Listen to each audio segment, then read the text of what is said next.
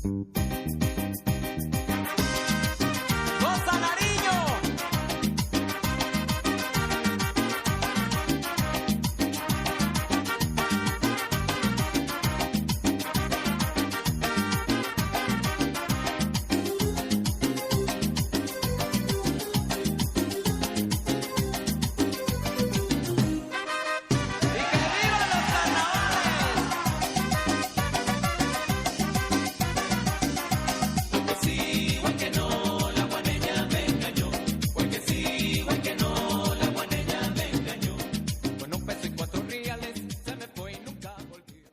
Hola amigos y seguidores de Hablemos de Historia. Les deseo un excelente inicio de semana para quienes nos están escuchando. Soy Lady de la Rosa Navarro y hoy les traigo un invitado especial, quien nos compartirá un tema que muchos han oído pero pocos saben su historia, siendo el Carnaval de Negros y Blancos celebrado en Pasto, con el objetivo de entender más a profundidad el papel que abarca esta festividad, su importancia cultural y sobre todo la construcción social que hace dentro del territorio dueña de esta tradición. Por ello, le damos la bienvenida al historiador egresado de la Universidad de Cartagena y por supuesto colega y amigo de la Academia, Andrés Abello López. Gracias por aceptarme esta invitación y espero que sea de gran agrado a todos nuestros oyentes y seguidores. Bienvenido, Andrés. Bueno, feliz día, mi querida Lady Carolina. Muchísimas gracias por invitarme a tu programa en este nuevo proyecto que estás iniciando. Y es que es bastante interesante que de una u otra forma las personas conozcan en sí temas interesantes de historia. Gracias a las personas que nos escuchan en YouTube, en el podcast. Para mí es muy significativo haber hecho un artículo interesante que habla sobre el carnaval de blancos y negros y su historia, tanto hoy como siempre. Entonces, indiscutiblemente, al hablar de los carnavales de negros y blancos es hablar de paz, de amor, de cultura, de educación, de cero clasismo, racismo, religiosidad, donde hay mucha unión, donde hay tolerancia y donde la estratificación no se tiene en cuenta.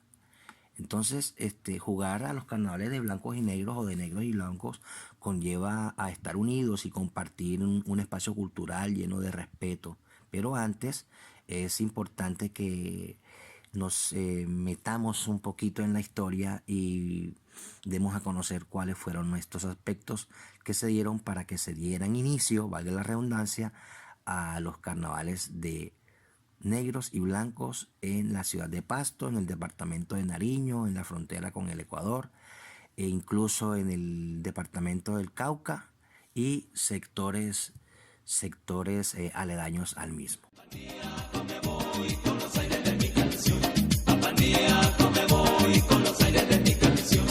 Llevándome la guaneña aquí dentro del corazón. Llevándome la guaneña aquí dentro del corazón. Bien, entonces el origen de este primer proceso, sí, fue una unión de culturas y expresiones de tipo incluso religioso que hacían parte en el sector del Pacífico colombiano e incluso la Amazonía. Entonces esta unión o este origen religioso que se dio coincide con la veneración que se le hacía hacia la quilla, que era la luna, organizado por los indios pastos, como los quillangos, quienes eran agricultores, por excelencia hacían rituales y danzas, dándole los agradecimientos a la luna y al sol por los cultivos que ellos realizaban y por las cosechas que se dieron o se daban en momentos indicados. Siendo estos indígenas, los quillangos, agricultores por excelencia, cuando llega el español, se involucra también en estos ritos indígenas y se da un sincretismo hispano-religioso.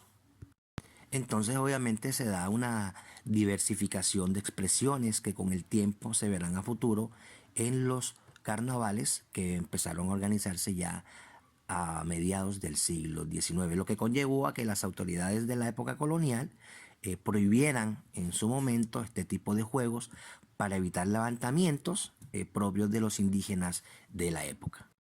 Entonces, en el año de 1834, los festejos y bullerengues organizados por los indígenas, los mestizos, los blancos e incluso los negros, los zambos y mulatos fueron enmarcados dentro de un marco religioso. Ya el 24 de septiembre, para esa fecha, hablo de 1834, se da las fiestas de la Virgen de las Mercedes, de la Inmaculada Concepción, que arrancan el día 8 de diciembre. También fueron involucrados a estos festejos anteriores todo el tema religioso, obviamente con ese sincretismo del que ya había hecho alusión a Rivita.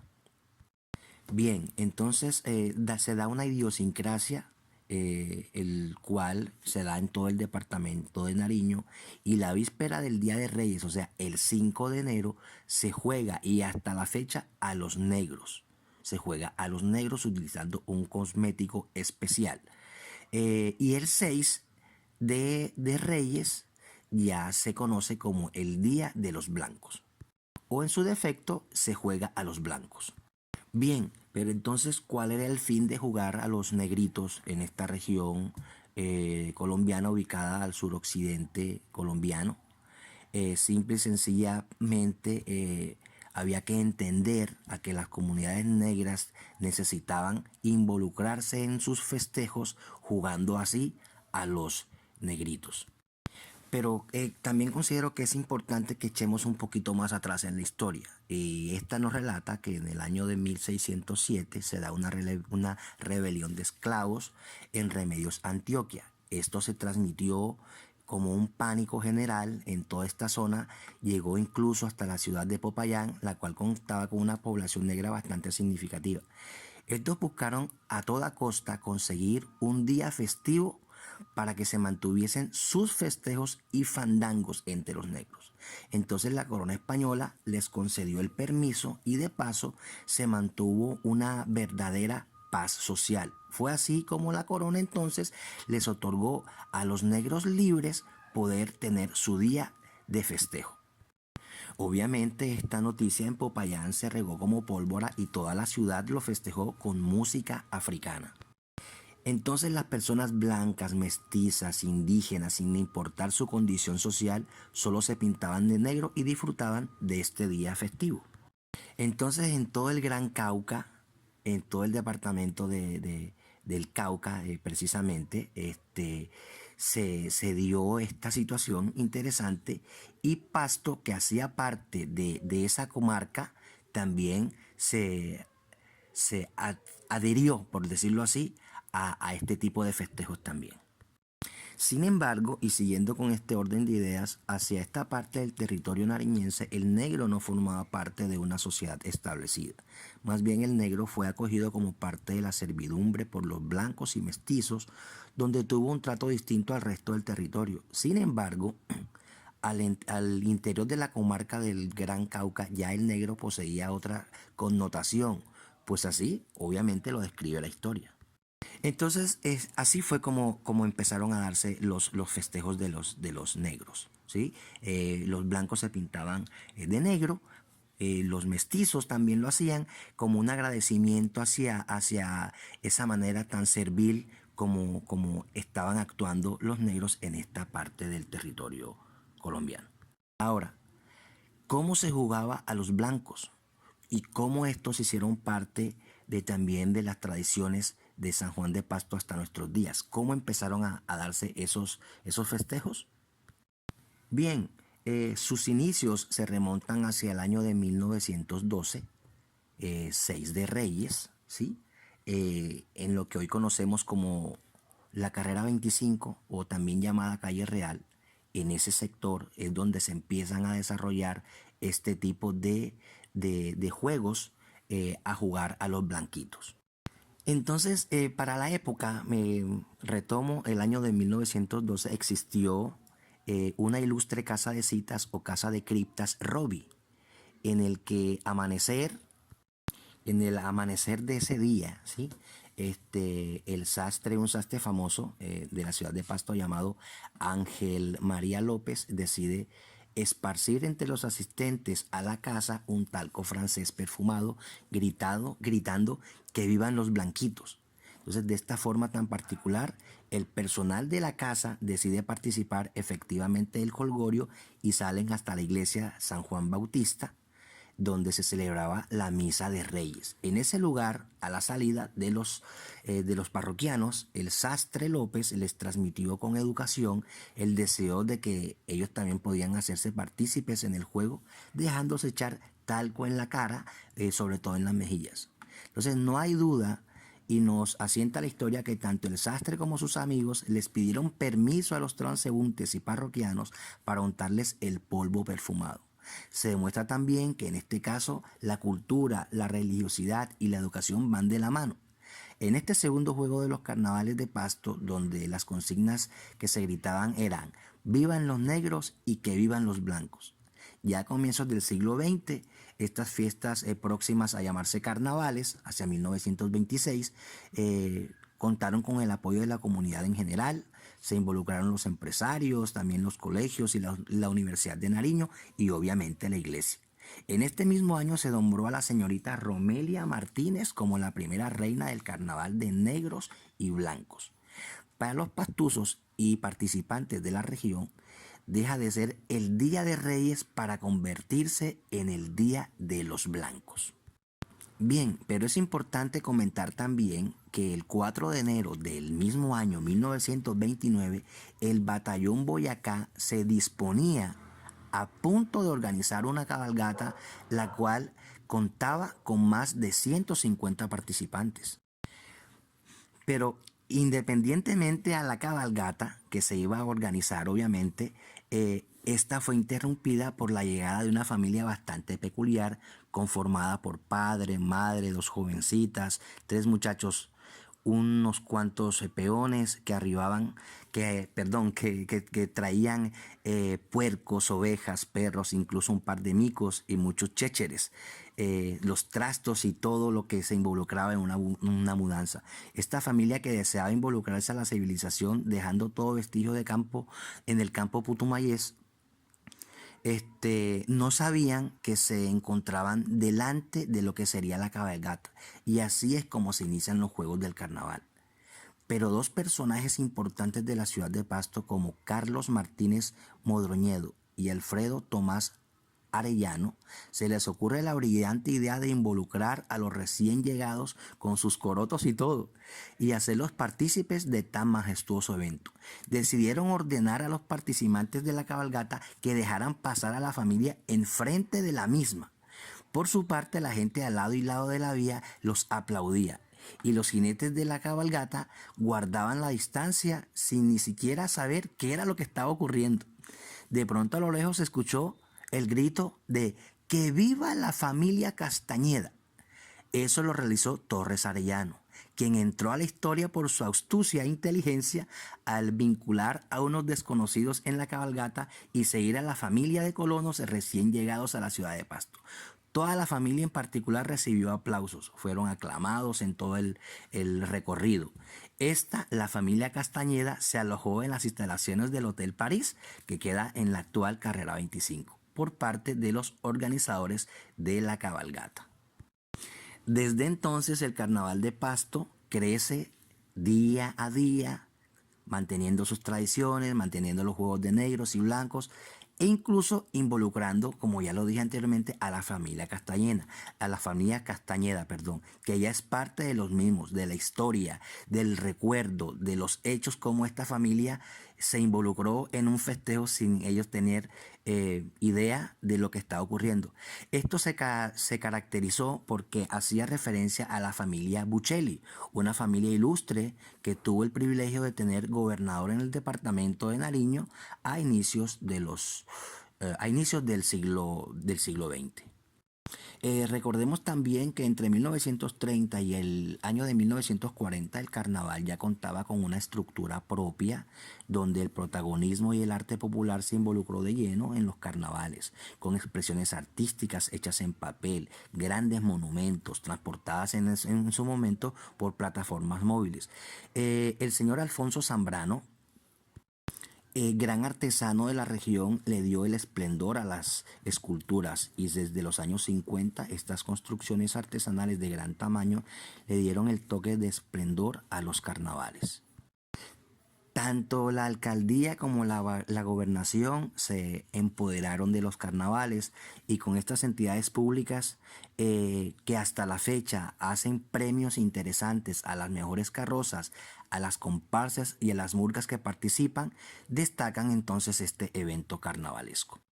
Ya a finales de 1960, las grandes orquestas entraron a ser parte de los carnavales y existen registros fílmicos con respecto a este punto realizados por Luis Kiwan en blanco y negro en formato de 8 y 16 milímetros. Ya para el año de 1966 y gracias al señor Don Mario Fernando Rodríguez surge el Carnavalito en el barrio Bolívar de la ciudad de Pasto. En el Carnavalito obviamente participan niños que de una u otra forma van creciendo con este tipo de costumbres carnavalescas y son transmitidas de generación en generación. Obviamente, ¿el propósito cuál era? Era involucrar a los niños en el evento con la firme convicción que los carnavales se mantuviesen vigentes y pasaran, como ya lo expliqué, de generación en generación. Estos también contaban con comparsas, disfraces y carrozas hechas y elaboradas por los niños y disfrutadas por los futuros artesanos del Carnaval Mayor. Una década después, el Carnavalito se involucró de lleno en los carnavales y con la construcción de la carretera panamericana, el Carnavalito creció siendo una tendencia cultural para todo el departamento, el país y el mundo en general.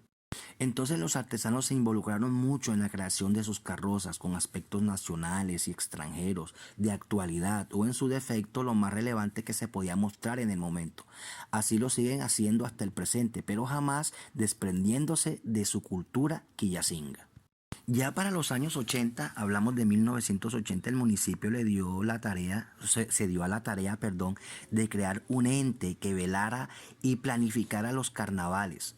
Empresas privadas, colegios y corporaciones universitarias también se involucraron por completo en el magno evento. Y para finales de los años 90, la alcaldía de San Juan de Pasto, viendo que las empresas privadas estaban involucradas en el proceso, deciden crear y hasta la fecha la oficina, como decía, empiezan a involucrarse tanto la empresa privada como la empresa pública, los entes públicos y crean la oficina del carnaval. Y ya en 1990 nace la frase que hace grandioso a los carnavales y es que viva Pasto carajo.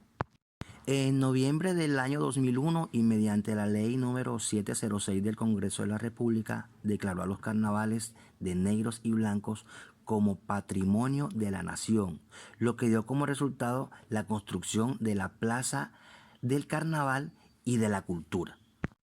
Con todo lo anterior se consigue entonces crear la Sendera del Carnaval y la Corporación del Carnaval por parte de la alcaldía en turno con el apoyo del Estado Nacional. A pesar de que dicha entidad es de derecho privado, la participación es mixta, los cuales le dan al carnaval una transversal cultural con expresión lúdico en el espacio urbano.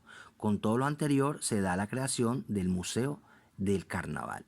Numerosas investigaciones que se han venido realizando para dar con fechas exactas del carnaval siguen estando en un manto de dudas, tanto por la prensa como por la radio. Incluso gracias a la internet se pueden conseguir derechos de transmisión para hacer más viral la transmisión de los carnavales, volviéndose en ocasiones un tema polémico, porque muchas veces los entes gubernamentales y Corpo Carnaval evitan a toda costa que esto se convierta en un negocio desproporcionado por las empresas privadas.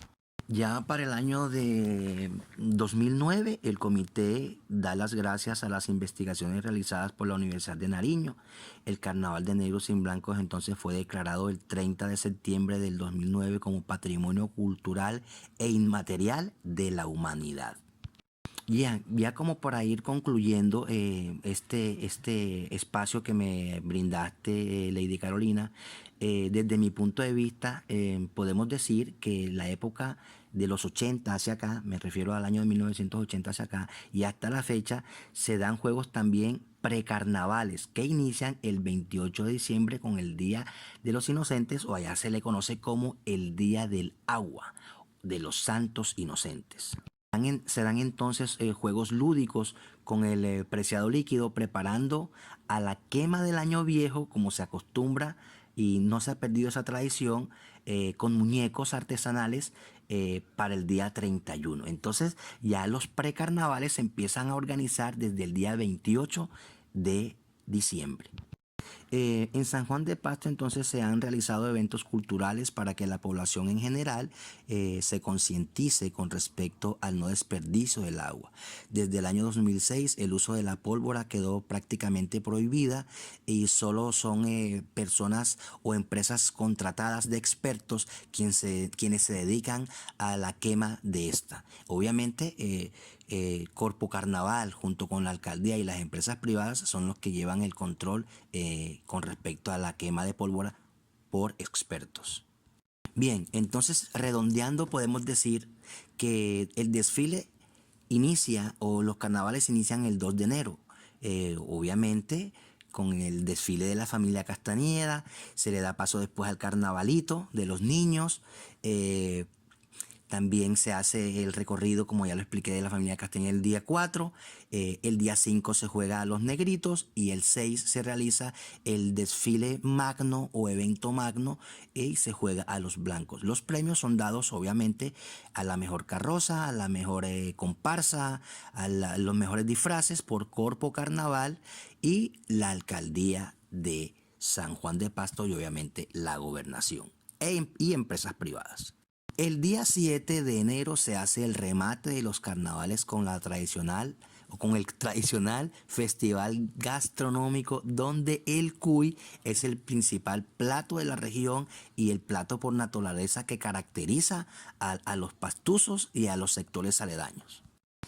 Desde el 2 de enero se da entonces una integración de todos los estratos, se hace de manera lúdica y respetuosa, se mantienen las tradiciones, se organizan la construcción de las carrozas un año antes, las cuales pasan obviamente de generación en generación, se le da la oportunidad a los niños de que también participen en todo este proceso y a nivel local son organizados y muchas veces estos artesanos son contratados a nivel nacional e internacional para que realicen este tipo de esculturas realizadas con papel, con yeso.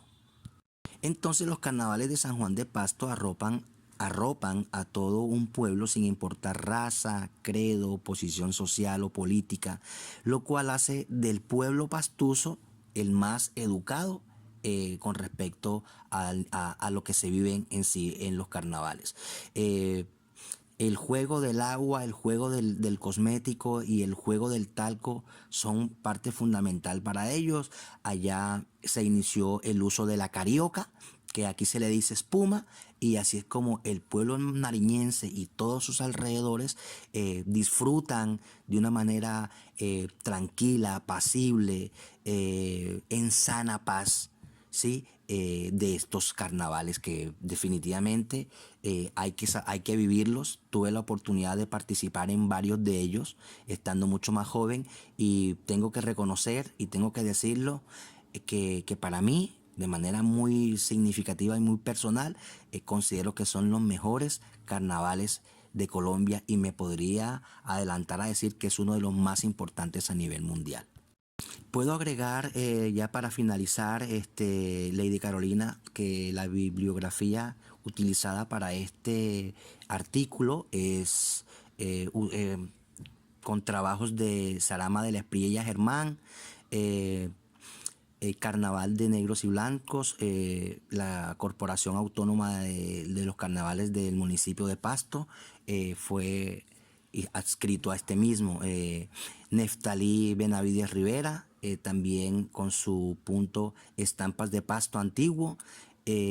También hay visitas al taller de imagen con fotografías de Luis Queguán, información del Senado de la República con la ley 706 de noviembre del 2001, información de Corpo Carnaval del 23 de octubre del 2008 y Unicomprensa del 9 de septiembre. Hace parte también de todo este proceso. Las fotos que involucré en el trabajo son anónimas. Y bueno, Lady, yo te agradezco que me hayas invitado a tu programa. Estoy complacido y ojalá a futuro podamos seguir comunicándonos y tener el privilegio de seguir participando en este tipo de programas que hacen que uno se interese más por seguir haciendo investigación, y dos, para que el personal que nos ve en YouTube, en el podcast, estén interesados en seguir aprendiendo cosas interesantes de nuestra historia. Muchas gracias, Andrés, por compartirnos este tema que creería que está muy vinculado a algo que yo estaba exponiendo ya hace semanas atrás, que son las fiestas novembrinas de Cartagena, por el simple hecho de que ambas y otras más son festividades nacionales y que en estos espacios es necesario exaltar para conocer más allá lo que es su costumbre, su tradición y qué es lo que ellos aportan dentro de su sociedad. También quiero agradecerles a todos aquellos que nos escucharon. No olviden suscribirse a nuestras plataformas como YouTube y SoundCloud como Hablemos de Historia y en Instagram como @habla_historia. Un feliz día y hasta la próxima. Chao.